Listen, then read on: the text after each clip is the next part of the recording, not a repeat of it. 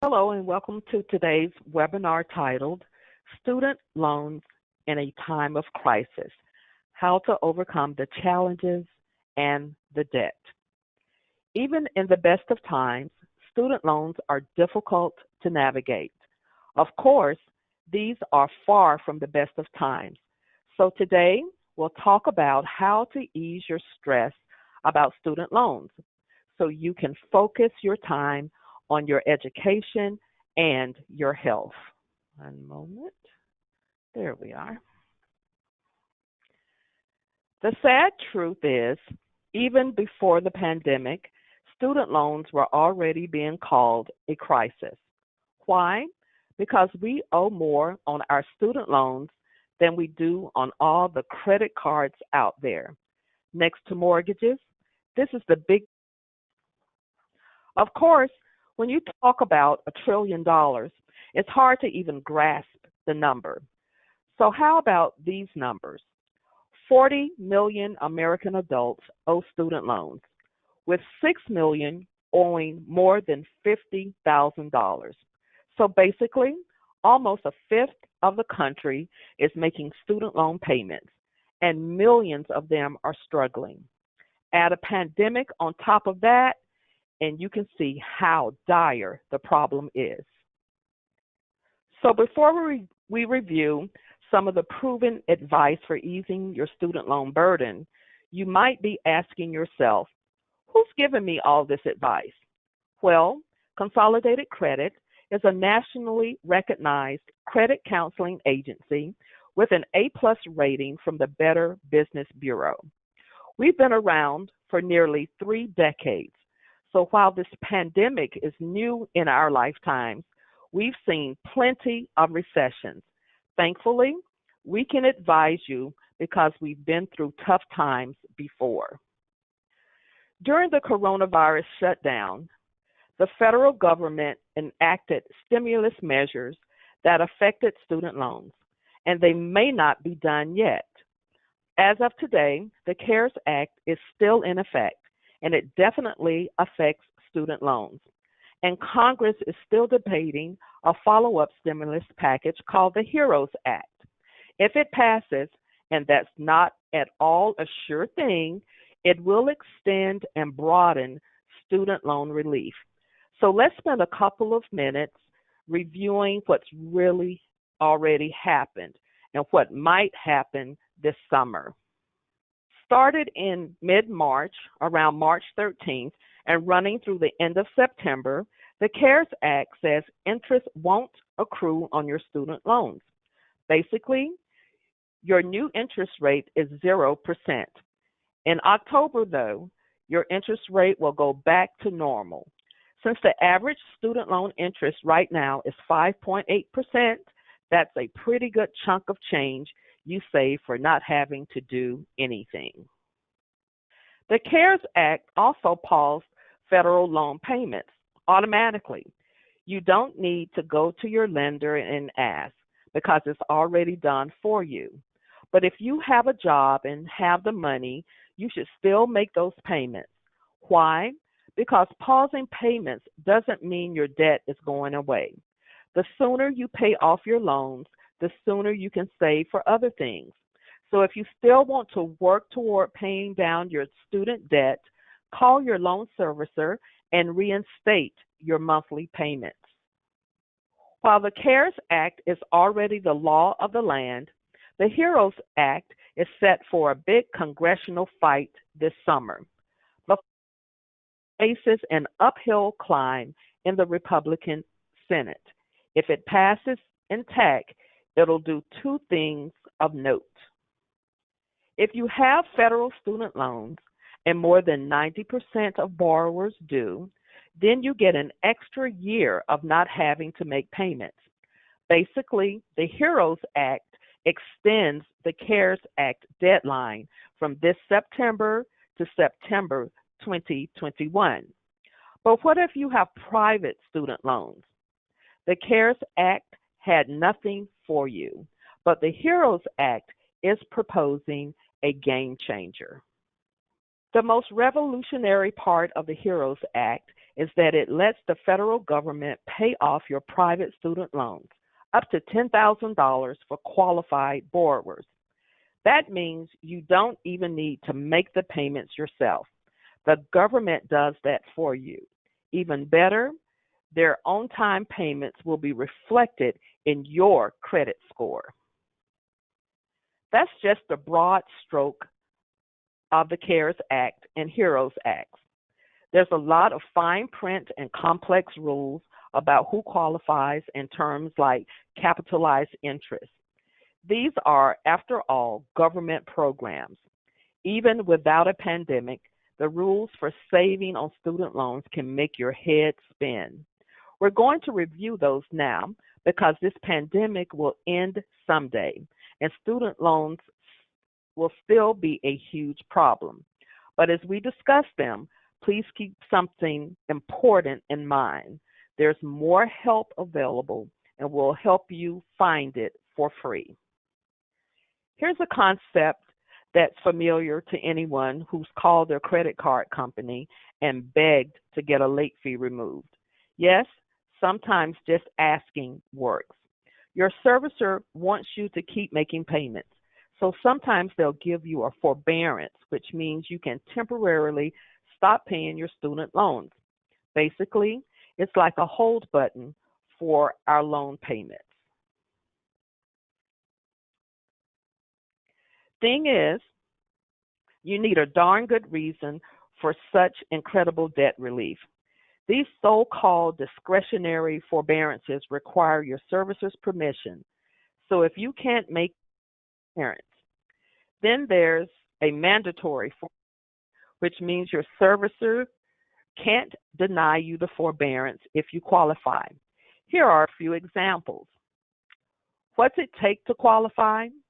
If you're on a medical internship or residency program, or if you're in the National Guard and got activated by the governor, or if your payment is more than 20% of your monthly gross income, then you may get a mandatory forbearance. There are so many other scenarios.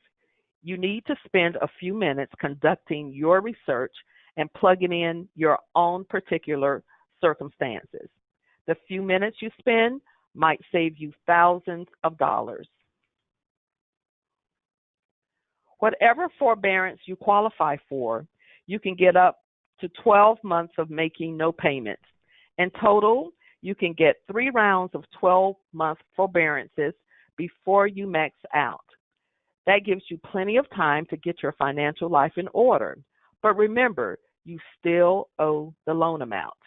In fact, under a forbearance, your interest charges continue to accrue.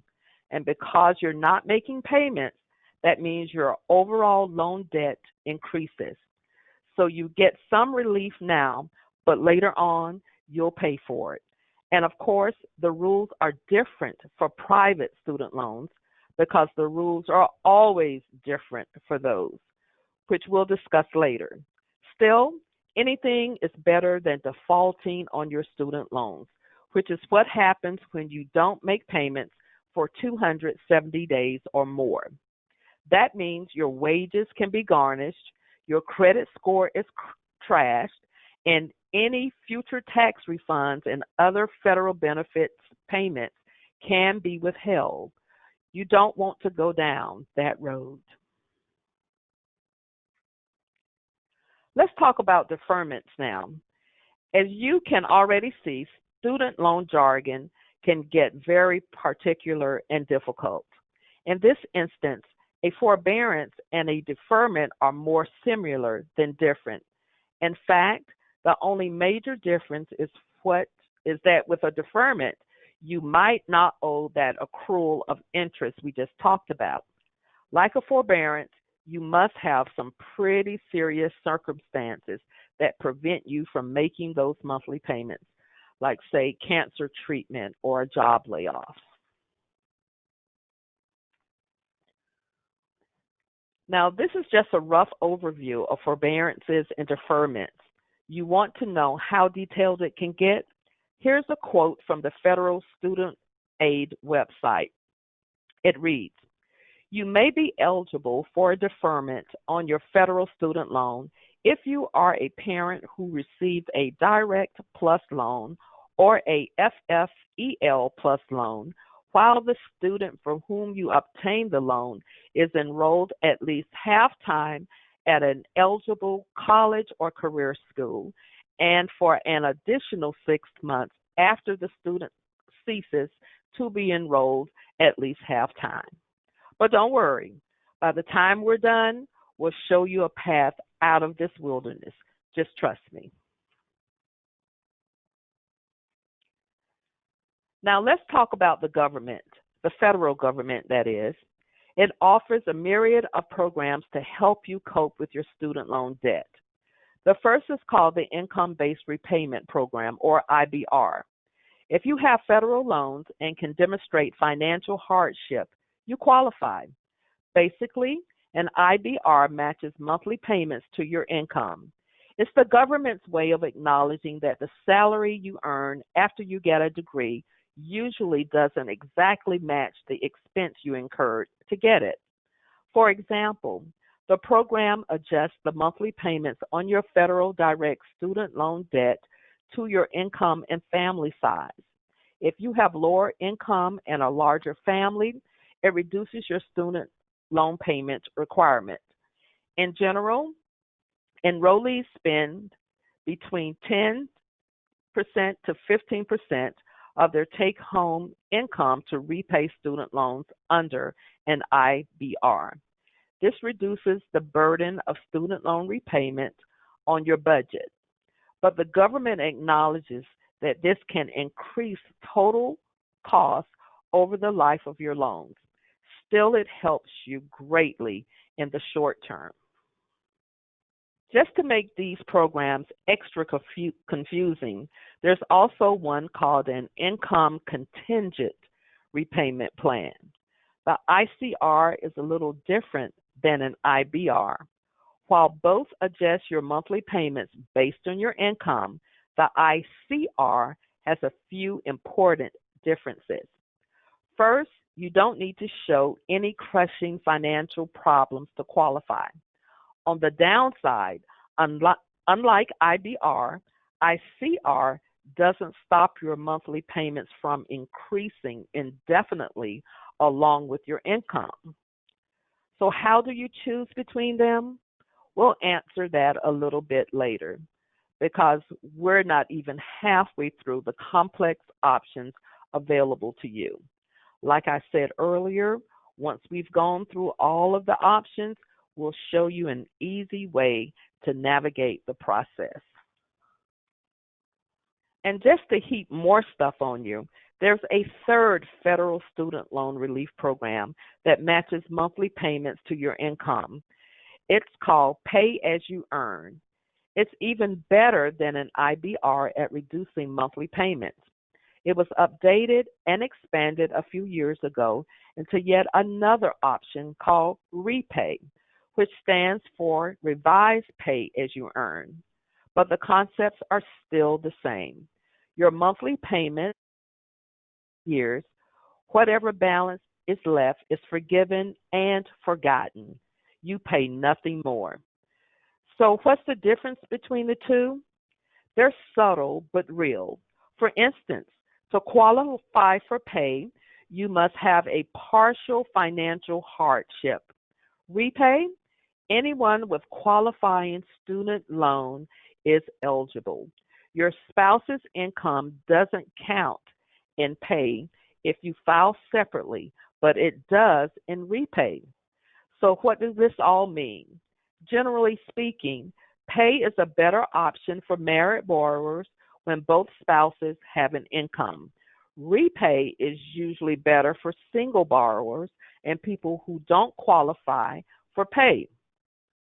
But in both cases, just like in ICR, if you get a new high-paying job or a big fat raise, your payments jump up along with that extra income.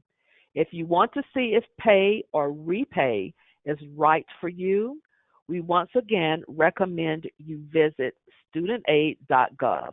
There are so many variables. we could do an entire presentation just on that. So now, if you're thoroughly confused, we'll move on to some other options that are a little more straightforward. If you've ever used a debt consolidation loan to take care of credit card debt problems, you might think you understand how a federal direct consolidation loan works for student loan debt, but you'd be wrong. You use the federal direct consolidation to consolidate federal student loan debt into one easy payment. But the loan structure, interest rate, and how you qualify varies greatly from other types of consolidation loans. Consolidating debt is generally done to simplify debt repayment. If you have multiple individual debts to repay, it can get complicated to juggle all those bills within your budget. Consolidation reduces that down to just one bill, so debt is easier to manage. However, that's not the only advantage of federal direct consolidation loans. In this case, taking out this type of loan provides an additional benefit that can be significant depending on your situation. Namely, you can make defaulted federal student loan debt current. It's an amazing benefit and one worthy of a few minutes of your research. We'll tell you at the end of this master class how to learn more, possibly by hiring an expert to assist you. If you don't want to deal with forbearance and deferments and you're not interested in the federal relief programs we just talked about, you have another option, refinancing your loans on your own. When you refinance, you actually take out a new loan at a lower interest rate. This works best if you're not cash strapped and want to pay off your loans faster. That's because you need a credit score high enough to qualify. Basically, you're consolidating your federal student loans into one private loan for a lower interest rate. You can then plow your savings back into paying off the principal. Here are the 5 steps you need to take, starting with the simple step of figuring out how much you want to refinance. Then you need to record the balance and APR on those loans so you can shop for a better deal. But remember, when you apply for a new loan, that results in a hard inquiry on your credit report. That can temporarily drop your credit score. It's not a huge deal, but it's worth mentioning because if you apply for too many loans in too short a time, you can end up paying more. So for instance, you don't want to refinance your student loans at the same time you apply for a new credit card and secure a new auto loan. All those inquiries, not to mention the new credit, could drop your score and raise your rates. And now we get to the most enticing but most complicated part of this master class on student loans. Can you really get your hefty student loan balances forgiven? The answer is yes, but the Public Service Loan Forgiveness Program, PSLF for short, provides a path to federal student loan forgiveness. If you work in a qualified public service profession, and that includes many in the medical profession, the government might forgive a portion of your federal student loan. Here's the but. However, the qualification process is long, complicated, and worst of all, not guaranteed. And you need to make 100. But if you qualify, you could get out of student loan debt for less than you originally borrowed. This one is worth spending some extra time on. Remember when we were talking about those federal relief programs like IBR and Repay and how they lower your monthly payments, matching them to your income and family size? Well, We also mentioned that they can cost you more in the long run because they increase the repayment term for up to 25 years. 2.5 decades in debt is a long time to be in debt. So the fact that PSLF forgives your balances after 10 years is a huge advantage. If you qualify, it's quite literally worth the hassle. Here's one of the catches though. To qualify, you must first enroll in one of those federal relief programs, IBR, ICR, or Repay, and you must recertify your income every year to remain eligible. As an aside, you can see why some folks choose to refinance their own student loans. Finally, you can also take advantage of this program if you work in certain professionals that the federal government deems a significant contribution to our society. Luckily, that includes nurses and doctors, but it also includes firefighters, police officers, and teachers. And that's a separate but similar program for military veterans. As you can see, this stuff can get complicated enough to fluster a PhD. It's one big reason that the Government Accountability Office told Congress that 51% of all federal direct loan borrowers were eligible for the IBR program we mentioned earlier, yet only 13% are actually participating in it. And the Department of Education even admits that their efforts to increase awareness about these federal relief programs is incomplete and inconsistent. That's why you might consider hiring a professional. Think of it like your taxes. If your income taxes become too complex, you hire a CPA or a tax preparer who not only saves you the time and aggravation, but can also find ways to save you money. Hopefully, more than enough to cover the cost of hiring them in the first place. That's been happening more and more in the student loan world. In just a moment, we'll talk about student loan scams to watch out for. But let's review, have they been doing this for a while? The best firms have at least a few years under their belts. Second, check for online reviews, and that includes personal finance websites that often field questions from confused or irate consumers. Third, if the firm has an excellent rating from the Better Business Bureau, that's a big plus. Finally, see if these firms are recommended by other sites. Some of those sites actually recommend only those firms that agree to adhere to a code of ethics. If you want to learn more about this option, and if you're a busy professional, I recommend exploring it, and you can call a consolidated credit counselor to learn more. With this much money on the line, some bad actors are bound to come after you.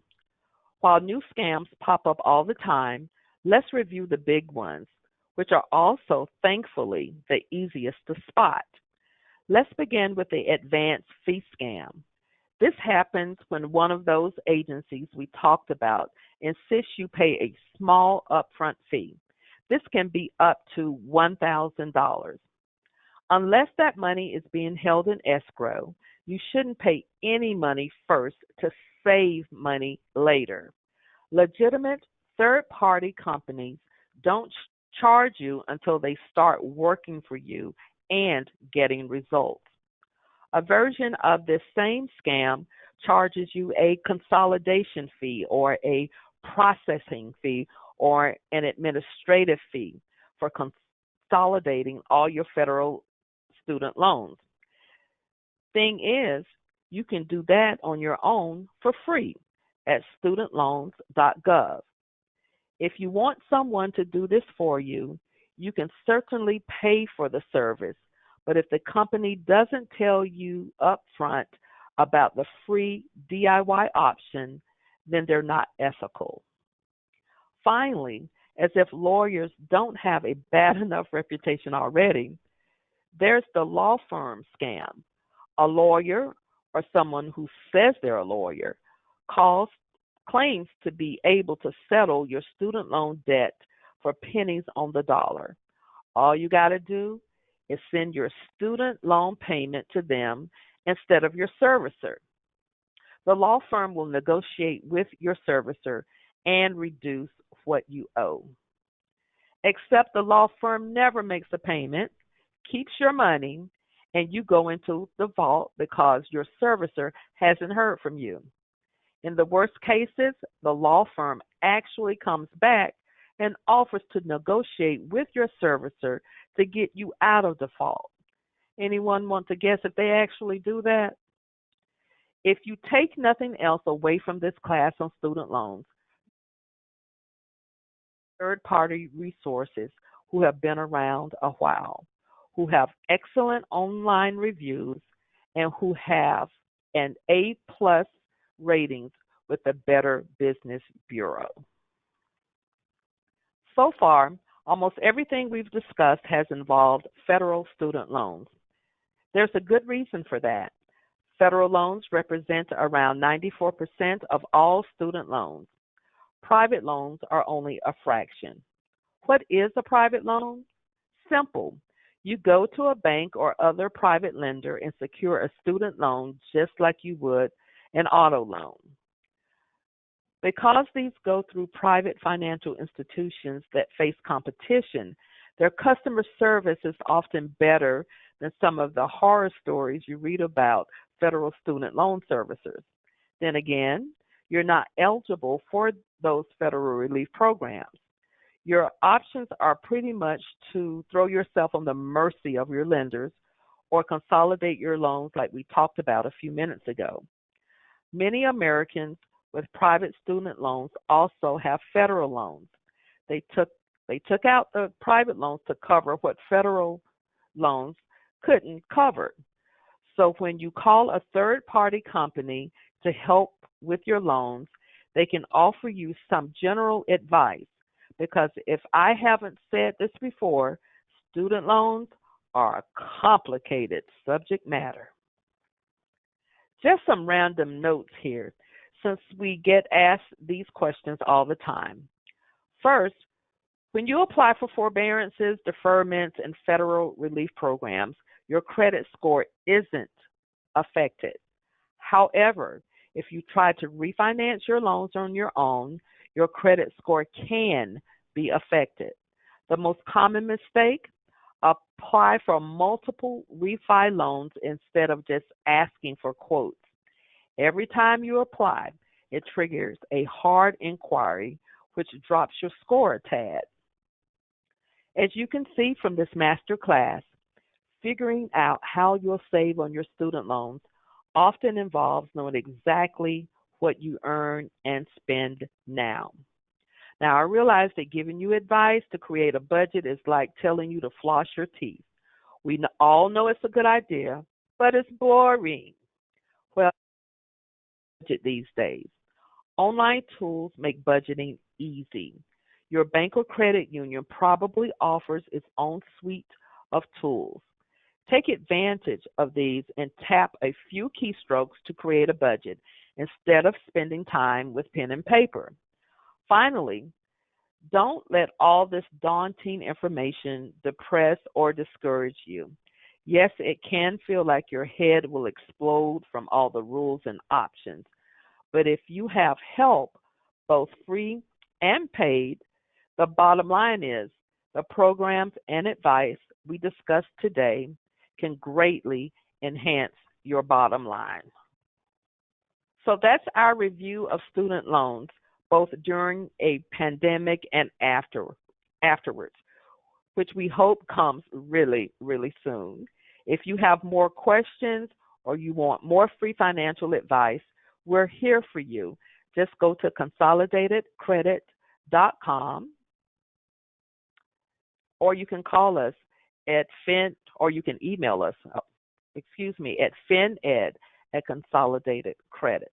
We thank you so much for your time today. Thank you for attending the webinar. We hope that some information that was shared is beneficial to you. And thank you all again, and you make it a great day.